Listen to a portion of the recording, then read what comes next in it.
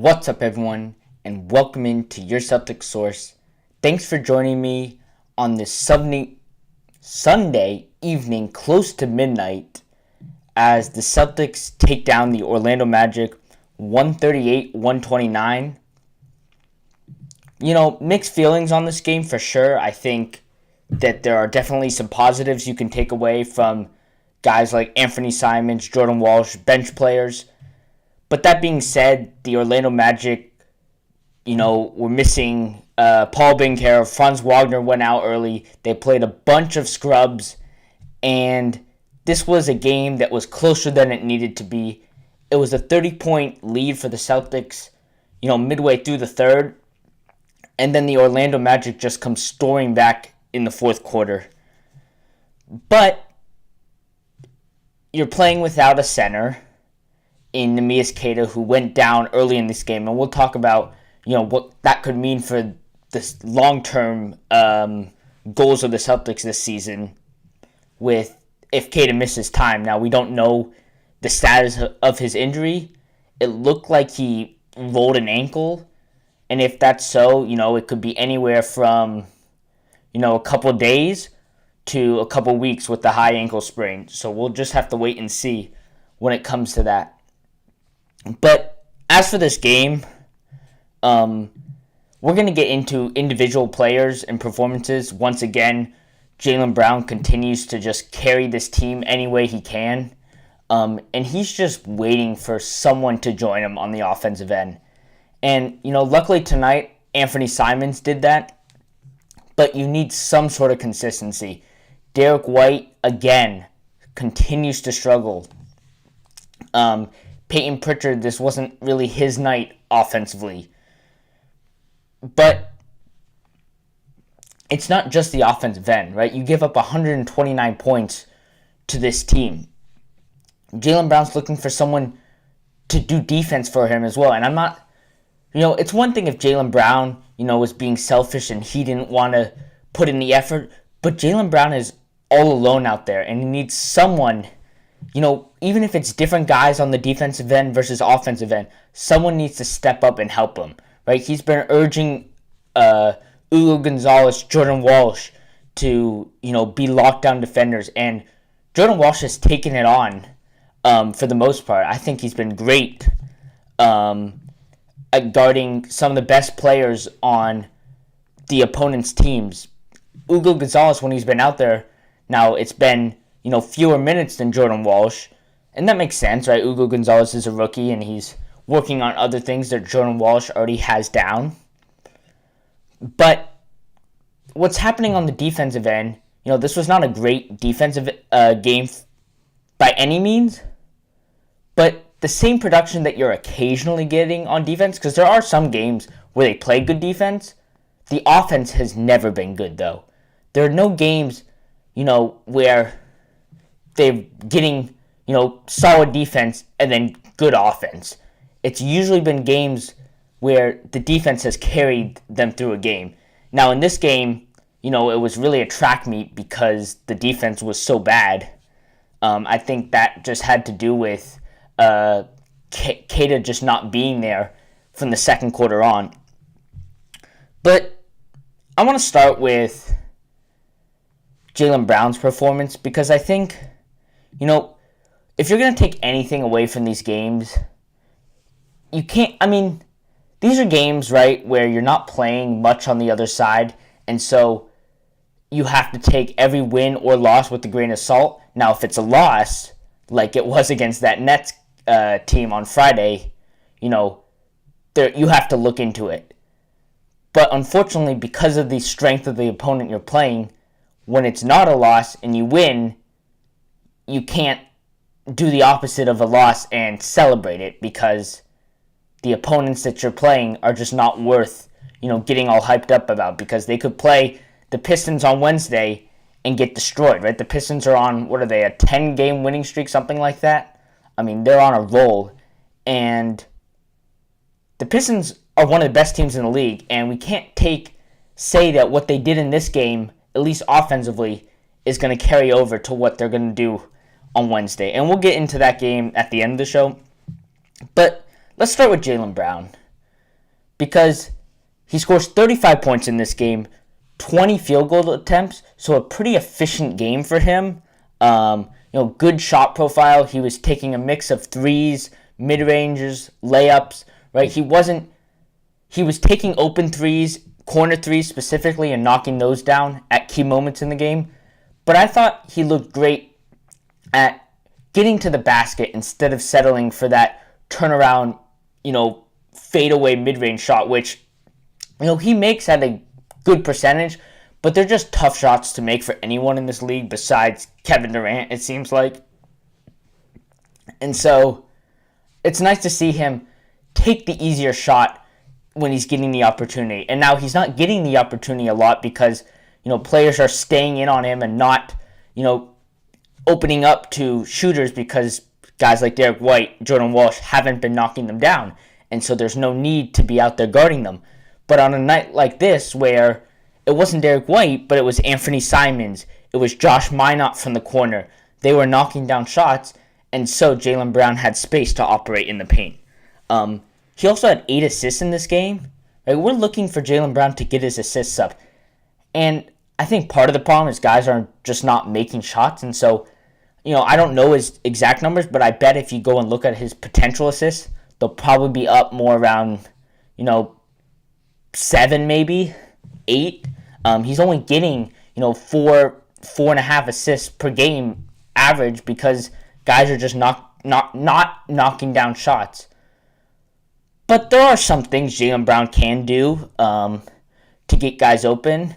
He needs to drive into the paint and kick it out to shooters. What's happening a lot is, and it's always been the case with Celtics basketball, is one guy drives, it gets kicked to a corner, and then it swings around the perimeter. And so the guy that created the open shot initially isn't the one getting credited for the assist. That's going to continue to be the case because actually if, Jaylen Brown's getting that second assist, as they say in hockey, right, the assist to the shot, Jaylen Brown's still making plays for others, and the Celtics are playing well if that's happening. So you have to look into that, but at the same time, Jaylen Brown does need to work on finding open guys when they are open and not holding on to the ball too much. And it's getting better for sure.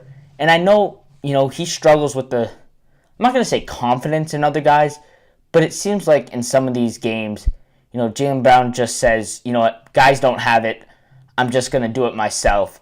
And, he scores, but at the same time, you probably get a better shot from him kicking it out, given that they make those shots. Now, if they don't make the shots, Jaylen Brown is better off going for it. But I think in most of these games, even, Derek White missing shots, I'd still continue to kick it out to him because it just seems like at any one of these times, he's going to, get back out of his slump. He's going to find a way to knock down some shots, some big shots in the fourth quarter, especially in some of these close games that you're playing.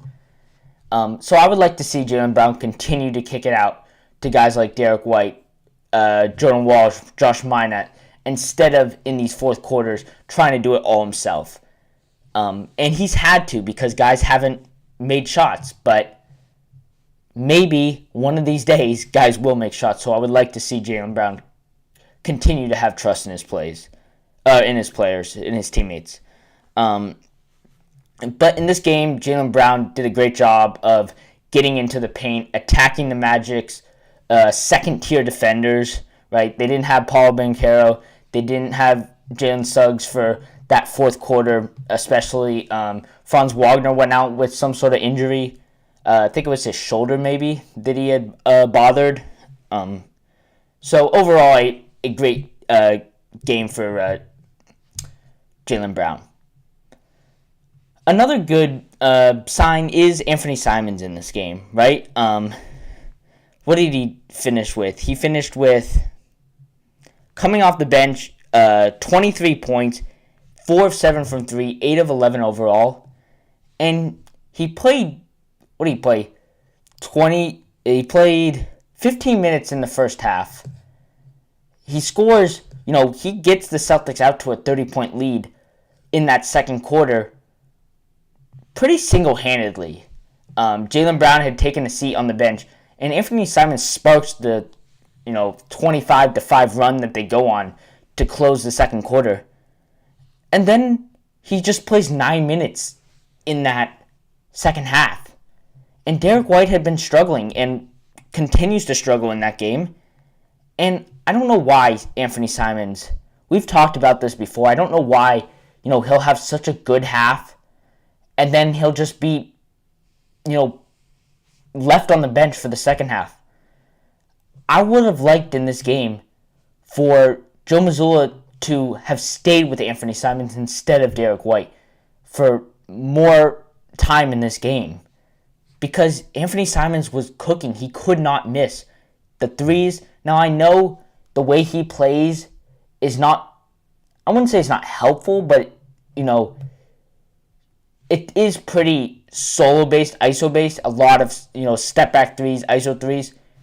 But it's working, and it's not like he's incapable of finding his teammates. Right? He does do a lot of things like most players do, where they drive and they kick it out.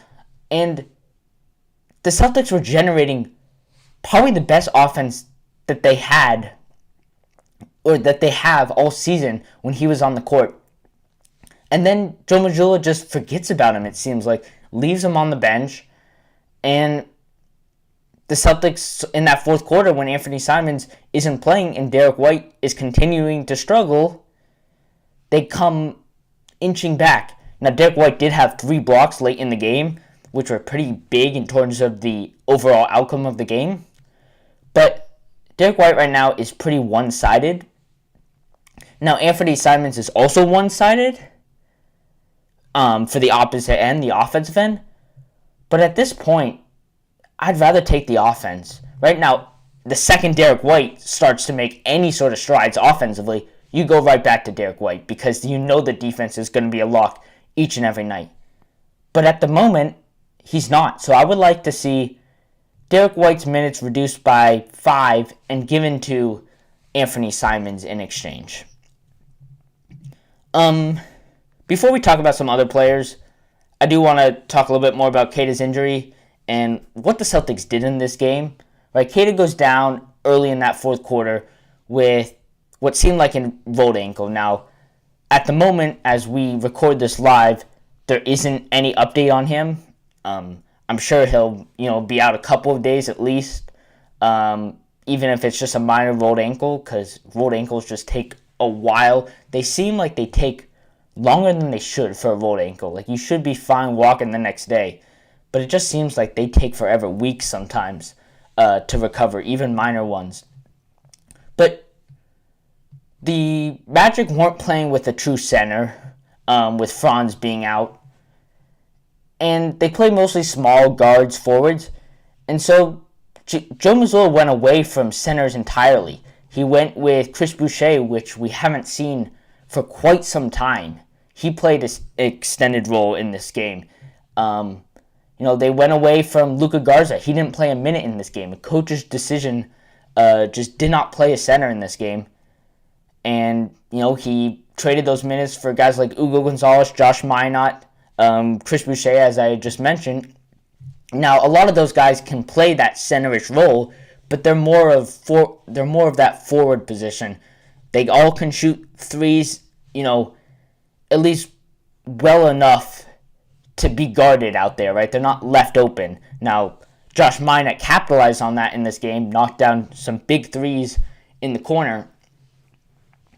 Ugo Gonzalez, had a pretty short run. He ended up playing, only 9 minutes, scored 1 point on a free throw. He didn't have a big run. I think he's still going through the ups and downs of a rookie season. But Josh Minott and Baylor Shireman both got pretty big runs. Josh Minott ended up actually scoring 16 points. He was fantastic on what seemed like just cleaning up missed shots around the rim. And then he also got some easy handoffs from Jaylen Brown. Jaylen Brown, towards the end of this game, was getting doubled. Guys would come off their players to guard him when he got into the paint. And Jaylen Brown wouldn't kick it out a lot of the times. he would just, hand it off to Josh Minott under the basket, who has the athleticism to go up and dunk it from 2 feet. So just great positioning, I thought, from Josh Minott in this game. Just great IQ to help Jaylen Brown out and just get easy points. I think, probably 4 or 5 of Jaylen Brown's 8 assists probably came to just dumping it off to Josh Minott in this game. As for going forward, you're going to need a center against the Pistons for sure if you want to have a chance in this game. And Luka Garza hasn't been great to start the season. It's going to be hard to play a guy like Chris Boucher, who's probably better than Luka Garza, but just doesn't have the size, or the, just the frame to guard guys like Jaden Ivey, Jane Duren, 2 guys that, even Cade Cunningham, if he's back on the court, you just need some bigger players. Xavier Tillman hasn't played in a while. I'm not sure he's going to play either, just because I just don't think Joe Mazzulla has the trust in him, quite frankly. And so you're going to be pretty thin at center depth if you just have Luka Garza. And this team can't win without Jaylen Brown. We know that for sure. Right? We saw in that Nets game, he went off and the Celtics fell apart. But I think a close second in players you cannot win without right now is Neemias Queta. Right? We came into the season questioning the center depth. We came into the season questioning Neemias Queta in particular. Could he hold up to a starting center position? And I think he's exceeded expectations. On both ends of the floor, he is in the right spots defensively. He used to come over and make these late contests, pick up cheap fouls. And if he didn't get the foul, he'd then be out of positioning for rebounds. He'd give up these offensive rebounds. But now he's staying true on guys. He's trusting his teammates to do the initial work to defend, and he's cleaning up the misses. And then on the other end, he was doing what Josh Minott did tonight and just cleaning up missed shots, putback dunks, all the stuff that you need from a starting center who's playing 25 minutes a night, right? He's not playing a 30, 35 minutes a night like some of the other starters on this team are. He's still playing, relatively low minutes for a starter. It's being exchanged for guys like Josh Minott, Baylor Shireman, Ugo Gonzalez for minutes at a time. But the Celtics are playing their best when he's on the court. And so I'm super worried to see, depending on how long he's out, this could, hurt their season drastically. And unfortunately, right, this team is in that position where they're just going to be around 37 wins, it seems like. Now, they're over 500 right now, but it just seems like they're inching towards a 37-win season, which doesn't help you either way because you're probably just going to miss out in the playoffs with 37 wins. But on the other end, you're not good enough to get a lottery, at least a high chance of winning the lottery. You're probably going to be around the 9th pick, which doesn't help you out at all, and we've talked about that before. But getting back to this game, there's a couple more players I do want to talk about. At the end of the show, we'll do a preview of the Pistons game coming up. But I want to talk about the role players that we've mentioned briefly. Jordan Walsh, Josh Minott, Ugo Gonzalez. Sam Hauser had a breakout game, it felt like. Boucher. And then, we'll wrap it up with just some overall themes from this game and games going forward. And then we'll call it a night as it is officially past midnight here on the East Coast. But, let's start with Jordan Walsh. I think this was one of his better performances, probably his most encouraging performance for, I guess, his overall long-term value. He's getting his, 7th straight start, something like that.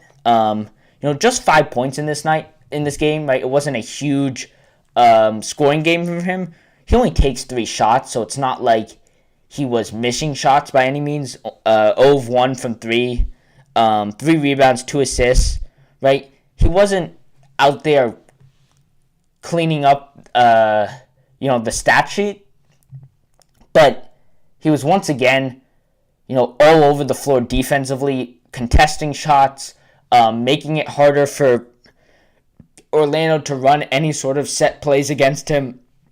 A couple plays where he didn't get the steal or the block, but he had, made it so hard for the opponent to, make a play that his teammate was able to come over and disrupt the play. So just we're really seeing the way Jordan Walsh can play, right? He's going to be a lockdown defender, sort of like what Marcus Smart was. Obviously, Jordan Walsh is actually bigger, so he can actually have more value in that way.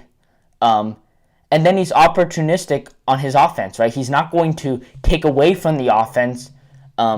He's not going to miss shots that he doesn't need to, miss shots that he is just throwing up there for fun. He doesn't need to take those shots. They're not good shots. He's going to take only good shots. If they're not there, he'll pass it up. He'll be a menace on the rebounds, on the offensive rebounds, defensive rebounds, and he'll just be out there, let's say he's part of this team next year. He'll just be out there with Tatum, helping him out on both ends of the floor, guarding the best defender, being able to switch onto any player that you put him on. And then, I know he needs to continue to work on that three-point shot, but he'll take advantage of kickouts from Jason Tatum, take advantage of double teams that JT gets, and just be a great player, a great six-man I think he can be off the bench next season. Josh Minott, it's a little different from him. I don't think he's quite as good defensively. He's probably slightly better offensively than Jordan Walsh is. They're really similar players, and you probably only can keep one. I don't think you want more than one on this team. As for Josh Minott, again, right, he had a much better game offensively today. With the 16 points that he got. He said after the game, he had a funny quote. I think it was something like, if you give $2 to me and then I take it away from you, does it really feel like you have the $2? And he was talking about the fact that, him being taken out of the starting lineup and how it feels to, not know when you're going to play. And Joe Mazzulla, purposely keeps it that way to keep everyone ready.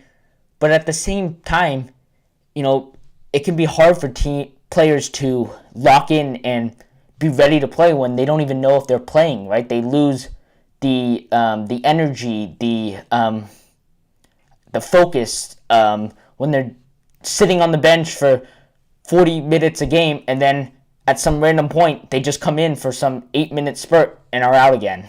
Right? And it might not all be in a row, but, guys like Baylor Shireman, Josh Minott, Chris Boucher, all in that same boat where they get multiple DMPs in a row, and then they're in the first quarter of some random game, right? And it's impossible to fully be ready to play when you're like that. So I wish Joe Mazzulla would, have a little bit, more secure schedule, or not schedule, but, rotation pattern and stuff like that. I think it will help everyone out, actually, in the long term. But at the same time, you got to be able to be flexible in a game at any moment. And the fact that nobody knows when they're playing should be able to keep people on their feet a little bit more than it is right now. Ugo Gonzalez, same way. He had a great chase down transition block in this game. Again, physical defense from him.